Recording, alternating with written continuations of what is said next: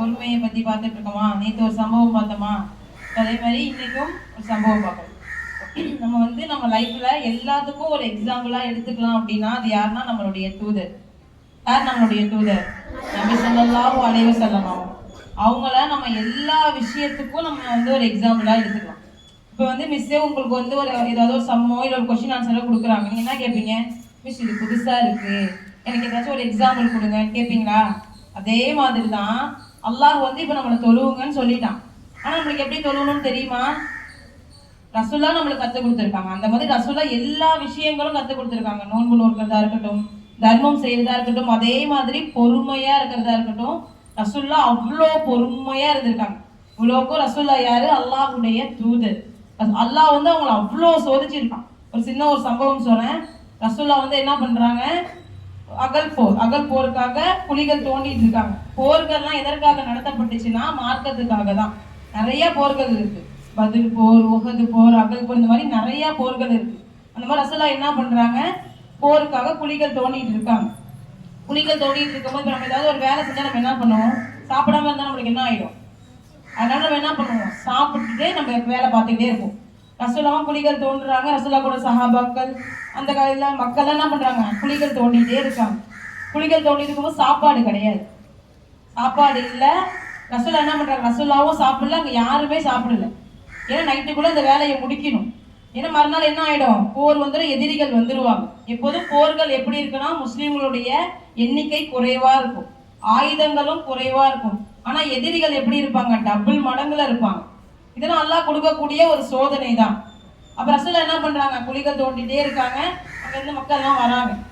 மக்கள் எல்லாம் வந்துட்டு ரசூலாட்ட கேட்கறாங்க, ரசூல்லா இதுக்கப்புறம் எங்களால முடியல, எங்களுக்கு ரொம்ப பசிக்குது, அங்க இங்க பாருங்க, நாங்க வந்து வயிற்றுல கல்லை கட்டிட்டு நாங்க என்ன பண்றோம், வேலை பார்க்குறோம் அப்படின்னு சொல்றாங்க.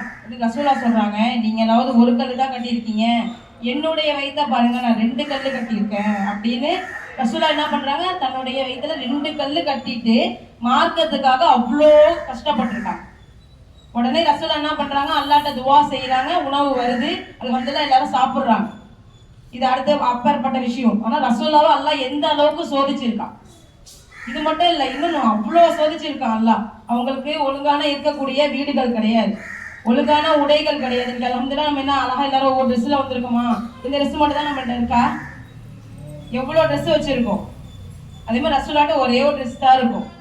வீடு எப்படி இருக்குன்னா ரொம்ப குட்டியா இருக்கும். இன்ஷா அல்லாஹ் நம்ம வந்து உம்ராக்கோ ஹஜ்ஜுக்கோ போனா, மதீனாக்கு போனா நம்ம அந்த இடத்த பார்க்கலாம். இன்ஷா அல்லாஹ் ஒரு ஆள் தான் அந்த இடத்துல இருக்கலாம். இதை வந்து ஐஷா ரலியல்லாஹு அன்ஹா அவங்க அறிவிக்கிறாங்க. ஐஷா ரலியல்லாஹு அன்ஹா என்ன பண்ணுவாங்க? படுத்து இருப்பாங்க. ரசூலா அந்த வீட்டுல தொழுவாங்க. தொழுவும் போது நம்ம சஜிதா செய்வோம் தெரியுமா? சஜிதா செய்யும் போது ரசூலா என்ன பண்ணுவாங்கன்னா, ஐஷா ரலியல்லாஹு அன்ஹா அவங்க காலில் அப்படி குத்துவாங்க. அவங்க வந்து காலை அப்படி மடக்கிப்பாங்க. நின்று தொழுவல் கூட முடியாத அளவுக்கு அந்த வீடு இருக்கும். இவ்வளோக்கும் அல்லாஹ் நினைச்சிருந்தா உங்களுக்கு என்ன பண்ணிருக்கலாம்?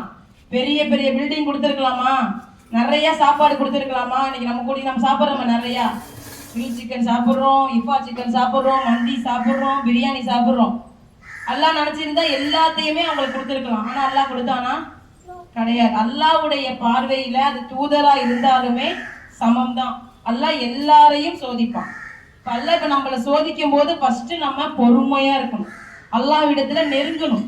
அல்லாஹ் அதே மாதிரி இன்னொரு என்ன பண்ணுவான்? யாருக்கு அல்லாஹ் ரொம்ப பிடிக்குதோ, அல்லாஹ்க்கு யாரெல்லாம் ரொம்ப பிடிக்குதோ அவங்கள சோதிப்பான். ஒரு விஷயத்த கொடுத்து சோதிப்பான், ஒரு விஷயத்த எடுத்து சோதிப்பான். அப்ப நம்ம பொறுமையா இருக்கணும்.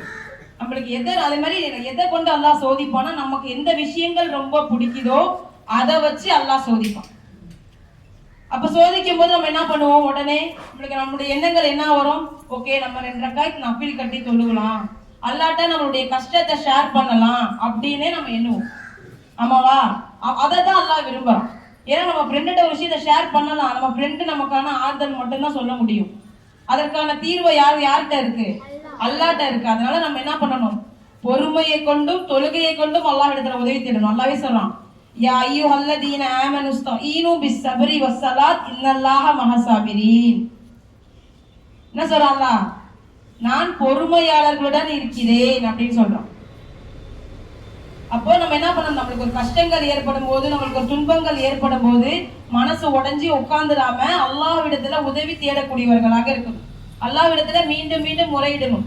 அல்லாஹ் இதை தான் நீ தான் எனக்கு கொடுத்த, எனக்கு இதை வந்து நீ என்ன பண்ணி கொடு, அழகிய முறையில தீர்த்து கொடு, இந்த பிரச்சனைகளை தீர்த்து கொடு, இந்த கஷ்டங்களை போக்கி கொடு. அது மாதிரி நம்ம துவா கேட்போம். ஏதாவது ஒரு தேவைகள் இருக்கும், இந்த தேவைகளை எனக்கு நிறைவேற்றி கொடு யா அல்லாஹ்னு பொறுமையா நம்ம என்ன பண்ணணும், அழகிய முறையில இன்ஷா அல்லாஹ் துவா செஞ்சு பொறுமையா இருந்தோம்னா நம்ம இந்த உலகத்துல மட்டும் இல்லாம இன்ஷா அல்லாஹ் என்ன பண்ணலாம், மறுமையிலும் வெற்றியாளர்களாக இன்ஷா அல்லாஹ் ஆகலாம். இன்ஷா அல்லாஹ் மற்ற விஷயங்களை நம்ம நாளைக்கு பார்க்கலாம். அஸ்ஸலாமு அலைக்கும் வரஹ்மத்துல்லாஹி வபரகாத்துஹு.